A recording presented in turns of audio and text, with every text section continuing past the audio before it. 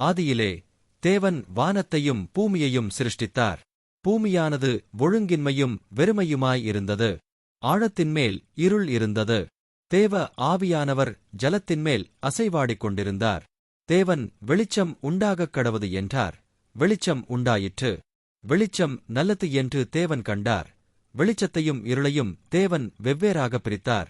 தேவன் வெளிச்சத்துக்கு பகல் என்று பெயரிட்டார், இருளுக்கு இரவு என்று பெயரிட்டார். சாயங்காலமும் விடியற்காலமுகி முதலாம் நாள் ஆயிற்று. பின்பு தேவன் ஜலத்தின் மத்தியில் ஆகாய விரிவு உண்டாகக் கடவது என்றும் அது ஜலத்தினின்று ஜலத்தை பிரிக்கக் கடவது என்றும் சொன்னார். தேவன் ஆகாய விரிவை உண்டு பண்ணி ஆகாய விரிவுக்கு கீழே இருக்கிற ஜலத்திற்கும் ஆகாய விரிவுக்கு மேலே இருக்கிற ஜலத்திற்கும் பிரிவுண்டாக்கினார். அது அப்படியே ஆயிற்று. தேவன் ஆகாய விரிவுக்கு வானம் என்று பெயரிட்டார். சாயங்காலமும் விடியற்காலமுகி இரண்டாம் நாள் ஆயிற்று. பின்பு தேவன் வானத்தின் கீழே இருக்கிற ஜலம் ஓரிடத்தில் சேரவும் வெட்டாந்தரை காணப்படவும் கடவது என்றார். அது அப்படியே ஆயிற்று. தேவன் வெட்டாந்தரைக்கு பூமி என்றும் சேர்ந்த ஜலத்திற்குச் சமுத்திரம் என்றும் பெயரிட்டார். தேவன் அது நல்லது என்று கண்டார். அப்பொழுது தேவன் பூமியானது புல்லையும் விதையை பிறப்பிக்கும் பூண்டுகளையும் பூமியின்மேல் தங்களில் தங்கள் விதையுடைய கனிகளை தங்கள் தங்கள் ஜாதியின்படியே கொடுக்கும் கனிவிருச்சங்களையும் முளைப்பிக்கக் கடவது என்றார். அது அப்படியே ஆயிற்று. பூமியானது புல்லையும் தங்கள் தங்கள் ஜாதியின்படியே விதையை பிறப்பிக்கும் பூண்டுகளையும் தங்கள் தங்கள் ஜாதியின்படியே தங்களில் தங்கள் விதையுடைய கனிகளைக் கொடுக்கும் விருட்சங்களையும் முளைப்பித்தது. தேவன் அது நல்லது என்று கண்டார். சாயங்காலமும் விடியற்காலமுகி மூன்றாம் நாள் ஆயிற்று. பின்பு தேவன் பகலுக்கும் இரவுக்கும் வித்தியாசம் உண்டாகத்தக்கதாக வானம் என்கிற ஆகாய விரிவிலே சுடர்கள் உண்டாகக் கடவது. அவைகள் அடையாளங்களுக்காகவும் காலங்களையும் நாட்களையும் வருஷங்களையும் குறிக்கிறதற்காகவும் இருக்கக் கடவது என்றார். அவைகள் பூமியின்மேல் பிரகாசிக்கும்படிக்கு வானம் என்கிற ஆகாய விரிவிலே சுடர்களாயிருக்கக் கடவது என்றார். அது அப்படியே ஆயிற்று. தேவன் பகலை ஆழப்பெரிய சுடரும் இரவை ஆழச் சிறிய சுடரும் ஆகிய இரண்டு மகத்தான சுடர்களையும் நட்சத்திரங்களையும் உண்டாக்கினார். அவைகள் பூமியின்மேல் பிரகாசிக்கவும் பகலையும் இரவையும் ஆளவும் வெளிச்சத்துக்கும் இருளுக்கும் வித்தியாசம் உண்டாக்கவும் தேவன் அவைகளை வானம் என்கிற ஆகாய விரிவிலே வைத்தார். தேவன் அது நல்லது என்று கண்டார். சாயங்காலமும் விடியற்காலமுகி நாலாம் நாள் ஆயிற்று. பின்பு தேவன் நீந்தும் ஜீவஜந்துக்களையும் பூமியின்மேல் வானம் என்கிற ஆகாய விரிவிலே பறக்கும் பறவைகளையும் ஜலமானது திரளாய் ஜனிப்பிக்கக் கடவது என்றார். தேவன் மகா மச்சங்களையும் ஜலத்தில் தங்கள் தங்கள் ஜாதியின்படியே திரளாய் ஜனிப்பிக்கப்பட்ட சகலவித நீர்வாழும் ஜந்துக்களையும் சிறகுள்ள ஜாதி ஜாதியான சகலவித பட்சிகளையும் சிருஷ்டித்தார். தேவன் அது நல்லது என்று கண்டார்.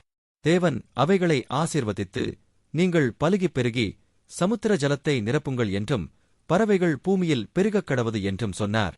சாயங்காலமும் விடியற்காலமுகி ஐந்தாம் நாள் ஆயிற்று.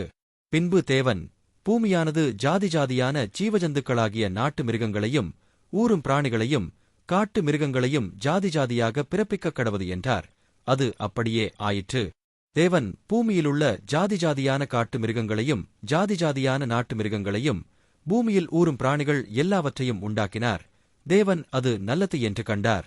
பின்பு தேவன் நமது சாயலாகவும் நமது ரூபத்தின்படியேயும் மனுஷனை உண்டாக்குவோமாக, அவர்கள் சமுத்திரத்தின் மச்சங்களையும் ஆகாயத்து பறவைகளையும் மிருகஜீவன்களையும் பூமியனைத்தையும் பூமியின்மேல் ஊரும் சகல பிராணிகளையும் ஆளக்கடவர்கள் என்றார். தேவன் தம்முடைய சாயலாக மனுஷனை சிருஷ்டித்தார். அவனை தேவசாயலாகவே சிருஷ்டித்தார். ஆணும் பெண்ணுமாக அவர்களைச் சிருஷ்டித்தார். பின்பு தேவன் அவர்களை நோக்கி, நீங்கள் பலுகிப் பெருகி பூமியை நிரப்பி அதை கீழ்ப்படுத்தி சமுத்திரத்தின் மச்சங்களையும் ஆகாயத்து பறவைகளையும் பூமியின்மேல் நடமாடுகிற சகல ஜீவஜந்துக்களையும் ஆண்டு கொள்ளுங்கள் என்று சொல்லி தேவன் அவர்களை ஆசீர்வதித்தார். பின்னும் தேவன், இதோ பூமியின்மேல் எங்கும் விதைதரும் சகலவித பூண்டுகளையும் விதைதரும் கனிமரங்களாகிய சகலவித விருட்சங்களையும் உங்களுக்கு கொடுத்தேன். அவைகள் உங்களுக்கு ஆகாரமாயிருக்கக் கடவது. பூமியிலுள்ள சகல மிருகஜீவன்களுக்கும் ஆகாயத்திலுள்ள சகல பறவைகளுக்கும் பூமியின்மேல் ஊரும் பிராணிகள் எல்லாவற்றிற்கும் பசுமையான சகல பூண்டுகளையும் ஆகாரமாக கொடுத்தேன் என்றார். அது அப்படியே ஆயிற்று. அப்பொழுது தேவன் தாம் உண்டாக்கின எல்லாவற்றையும் பார்த்தார். அது மிகவும் நன்றாயிருந்தது. சாயங்காலமும் விடியற்காலமுகி ஆறாம் நாள் ஆயிற்று. இவ்விதமாக வானமும் பூமியும் அவைகளின் சர்வசேனையும் உண்டாக்கப்பட்டுத் தீர்ந்தன. தேவன் தாம் செய்த தம்முடைய கிரியையை ஏழாம் நாளிலே நிறைவேற்றி தாம் உண்டாக்கின தம்முடைய கிரியைகளை எல்லாம் முடித்த பின்பு ஏழாம் நாளிலே ஓய்ந்திருந்தார். தேவன் தாம் சிருஷ்டித்து உண்டுபண்ணின தம்முடைய கிரியைகளையெல்லாம் முடித்த பின்பு அதிலே ஓய்ந்திருந்தபடியால் தேவன் ஏழாம் நாளை ஆசீர்வதித்து அதைப் பரிசுத்தமாக்கினார். தேவனாகிய கர்த்தர் பூமியையும் வானத்தையும் உண்டாக்கின நாளிலே வானமும் பூமியும் சிருஷ்டிக்கப்பட்ட வரலாறு இவைகளே.